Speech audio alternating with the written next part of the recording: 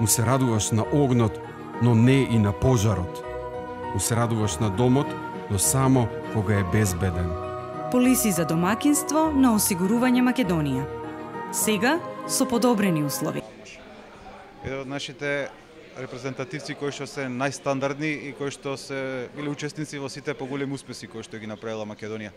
Имаш играно многу надпревари против Чешка и на големите надпреварувања во квалификациите. Какви се шансите утре против оваа генерација која што има честите овде?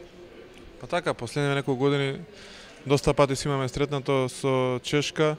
Имаме позитивен скор во тие дуели, но сепак ова е сосема друга такмица, сосема друго надпреварување. Честите се доста подобри од тоа што го изигра во квалификациите и во последниот надпревар пред 4 месеци што го игравме во Скопје. Имаат два тројци играчи што се нови во таа репрезентација, што игра доста добро ова првенство.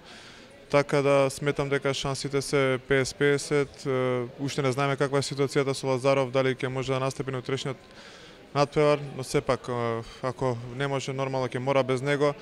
На тренинг ќе пробаме некои комбинации варијанти сега, па ќе видиме како ќе изгледа утре. Успеа да одмориш неколку дена, тренерот те штедеше против Шпанија. Може да очекуваме утре можеби 60 минути од Миркуловски на терен. Па така, одморив е веќе 4-5 дена. Нормално можеби сум и најсвеж од сите.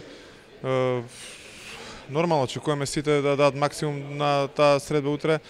Доколку не даеме 100% и повеќе, сигурно дека Чешка ќе излезе како победник. Ни треба оваа победа.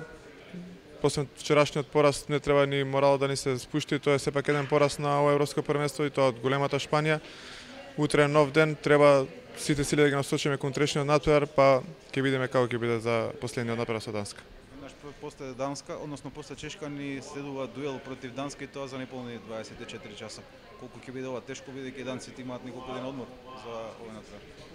Па така, ќе биде доста тешко. Данците ќе имаат повеќе денови одмор, но сепак ако се игра тој одлучувачки надпревар за полуфинале, ако победиме со Чешка, ќе нормално дека нема да се гледа умора тука, ќе се даде максимум на тој надпревар, ќе играме за историско полуфинале, така да ќе идеме секако што ќе држат работите.